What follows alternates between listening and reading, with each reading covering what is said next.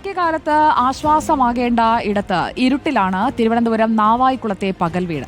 ലക്ഷങ്ങൾ ചെലവഴിച്ച് വയോധികരുടെ മാനസിക ഉല്ലാസത്തിനായി നിർമ്മിച്ച കെട്ടിടം ഉദ്ഘാടനം കഴിഞ്ഞ് 5 വർഷമായിട്ടും വൈദ്യുത കണക്ഷൻ പോലും കിട്ടാതെ വീർപ്പുമുട്ടുകയാണ്.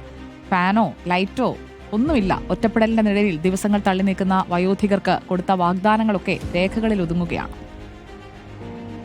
തിരുവനന്തപുരം ജില്ലയിലെ നാവായിക്കുളത്താണ് നമ്മളിപ്പോൾ നിൽക്കുന്നത്.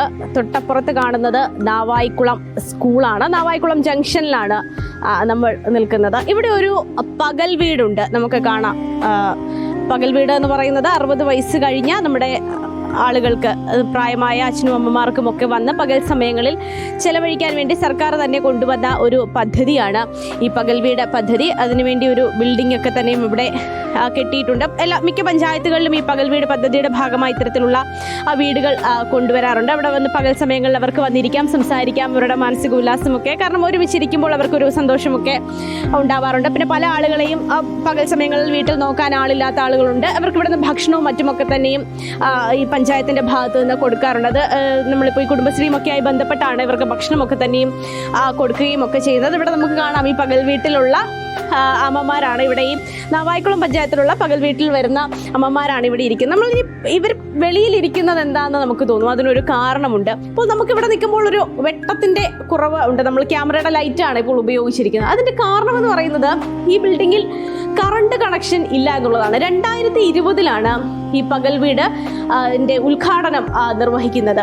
ആ 2020 ശേഷം 2025 ഇതുവരെയും ഇവിടെ കറണ്ട് കണക്ഷൻ എടുത്തിട്ടില്ല എന്നുള്ളതാണ്. ഇവിടെ ഒരു ഫാൻ ഇല്ല.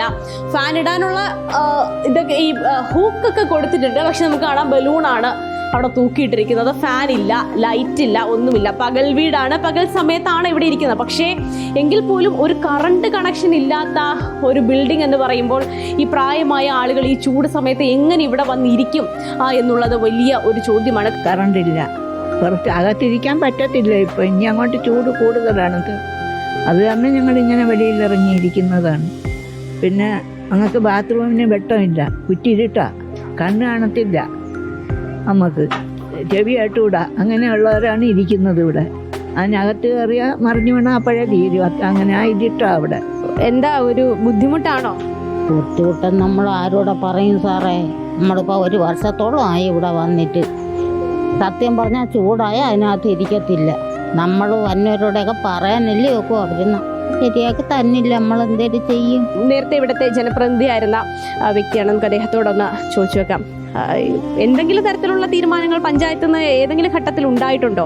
ഇല്ലില്ല, മറ്റ് തീരുമാനങ്ങളൊന്നും ഉണ്ടായില്ല. ഇതൊരു 5 വർഷത്തിൽ കൂടുതലായി ഇതിന് ഉദ്ഘാടനം കഴിഞ്ഞിട്ട്. ഓപ്പൺ ആയ സമയത്ത് തന്നെ നമ്മൾ ഈ കറണ്ടിന്റെ വിഷയം മുന്നേ തന്നെ പറഞ്ഞിട്ടുണ്ടായിരുന്നു. പഞ്ചായത്ത് കമ്മിറ്റിയിൽ നമ്മൾ രേഖാമൂലം ലെറ്റർ കൊടുത്തിട്ടുണ്ട്. ഈ പകൽ വീടിന്റെ പ്രവർത്തനം സംബന്ധിച്ച് പലപ്പോഴും ഇത് പത്രവാർത്തകൾ വന്നതാണ്. പക്ഷെ ഇതിൽ കൃത്യമായൊരു തീരുമാനം ഇതുവരെ ഉണ്ടായിട്ടില്ല. എന്തായാലും കഴിഞ്ഞ ഭരണസമിതി ഇതിനു വേണ്ടി ഒന്നും ചെയ്തിട്ടില്ല. ഇപ്പോൾ മറ്റൊരു ഭരണസമിതി ചുമതല ഏൽക്കുകയാണ്. അപ്പോൾ വരുന്ന ഭരണസമിതിയെങ്കിലും എന്തെങ്കിലും ചെയ്യുമെന്നുള്ള ഒരു പ്രതീക്ഷ തന്നെയാണ് ഇവർക്കുള്ളത്. വീഡിയോ ജേർണലിസ്റ്റ് നന്ദകിഷോറിനൊപ്പം reporter Swanthana Saju, in reporter, Thiruvananthapuram.